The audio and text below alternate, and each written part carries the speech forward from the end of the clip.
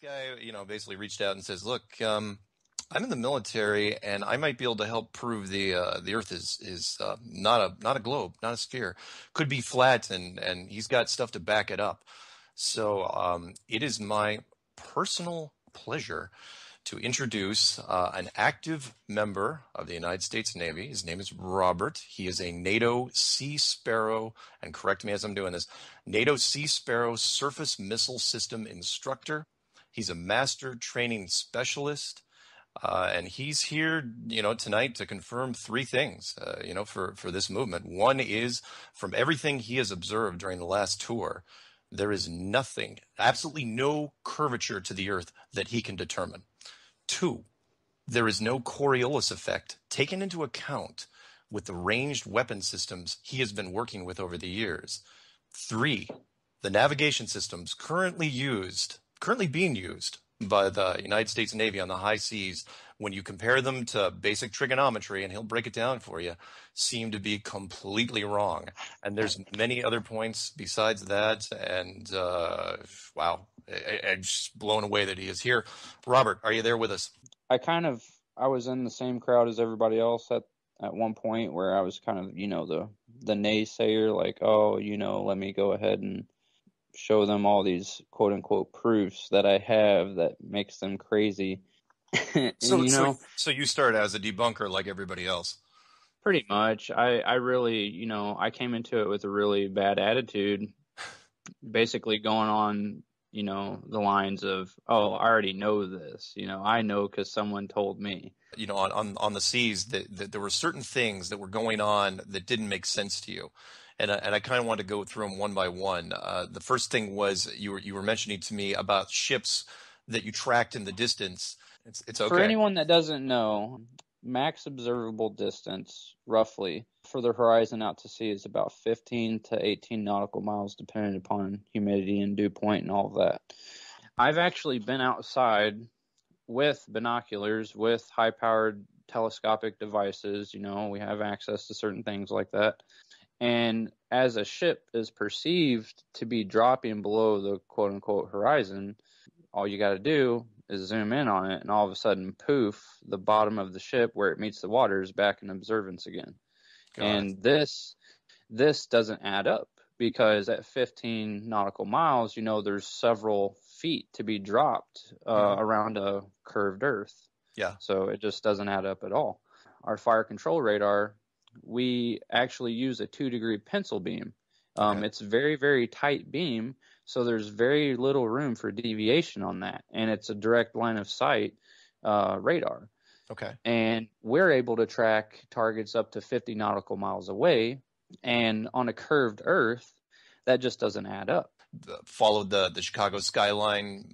I have 60 miles away across Lake Michigan. Yep, they can see the whole city. There you go. So this is collaborating that, which he's saying he can track targets at 50 miles away, which should be about 1,700 if you round up, 1,700 feet below the horizon. But you're hitting them just fine.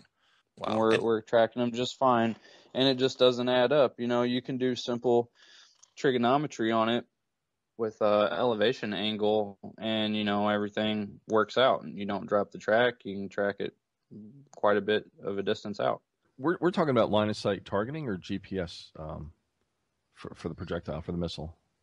For the missile, it's line of sight targeting. That's basically, like I said earlier, we track the target with a illuminator, and it's basically just another piece of gear that's tied into ours. And once we lock up on the target, we are line of sight pointing straight at it, because it's a 2-degree pencil beam. It has to be pointing straight at it, because if it's not going to see it. It's not a search radar. It's a fire control radar. If you're supposedly looking at something, 50 nautical miles away around a huge curve, it's just you can't punch through the ocean with RF. But the point is that the 2-inch beam, you have to have it on there for most of the trip. That thing's Not out most, there. all of it, pretty much. Okay, all the trip, except for the last couple seconds, if that. You can pull it off if you had to. If you absolutely had to, but you have to understand, if it's not close enough, if you pull it off, the missile will go ballistic on its last update, and it might not hit the target. Got it. And so yeah, if and what you're basically saying is this 2-inch beam, which you're painting the target with, is you guys when you're firing this thing out there, you do not account for curvature. That beam shouldn't be able to reach a target at a certain at whatever the at 50 miles should not be able to hit that target. Yeah, and this is a perfect thing, and I'm really glad that I was fortunate enough to work on this, because the argument always is, well, we can reach over a curve because we're a search radar and we use atmospherics and bounce off different parts of the atmosphere, and then Okay. it comes back down. Okay. Now, see, the problem with that is this can't happen with a 2-degree pencil beam. The angle of this cannot put RF up into an atmosphere and then bounce it back down and then expect to get it back so we can properly track. It's too precise. precise. Too precise. Yeah. It's too precise. It can't do that. Yeah. Wow. Last little topic that Sure. I wanted to mention about that specifically is some of our search radars boast distances of being able to track stuff like over 200 miles away.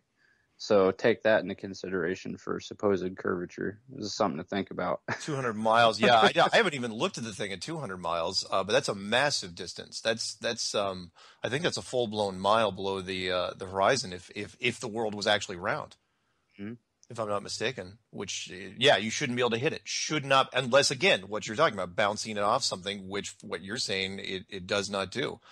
Let me ask something else, because you and I hadn't really. And again, if you can't talk about that, that's fine. But yeah, you specialize in the Sea Sparrow surface missile system, but you probably have had exposure to all sorts of different weapon systems from the ship point of view, both short range and maybe even a few that are longer range. Do you guys compare notes? I mean, do you kind of see the same sort of thing where everything's consistent? It's not like one system is using curvature and the other system isn't. Nobody's using curvature on anything, as far as you know. As far as I know, we do not. I'm glad you mentioned that, because other systems, if you want to compare them, the only thing we feed into our systems at all, and it's only on a plane system. We have this piece of equipment, and I'm sure quite a few people are familiar with this, but we use gyros, right? Okay. Yeah. And these gyros are powered on our ship, and basically they stay stationary once they're spooled up, and we have to power them up before we get underway. Yeah. And this information from this gyro is fed into all of our radar systems and all of our weapon systems, and all they account for is the pitch and roll of our ship. So we can account and send that information to, compensate. Like if our ship takes a huge roll, it compensates our weapon system to aim higher, if need be. And if you look at the coordinate system for that, there's no curvature in that at all. It's just a plain model. That's great. So basically what he's saying there, folks, in case you've missed anything yet, is that there are no weapon systems currently in the U.S. Navy that are using curvature, or the Coriolis effect. It's something we've suspected for a little while now, but nobody's actually said it.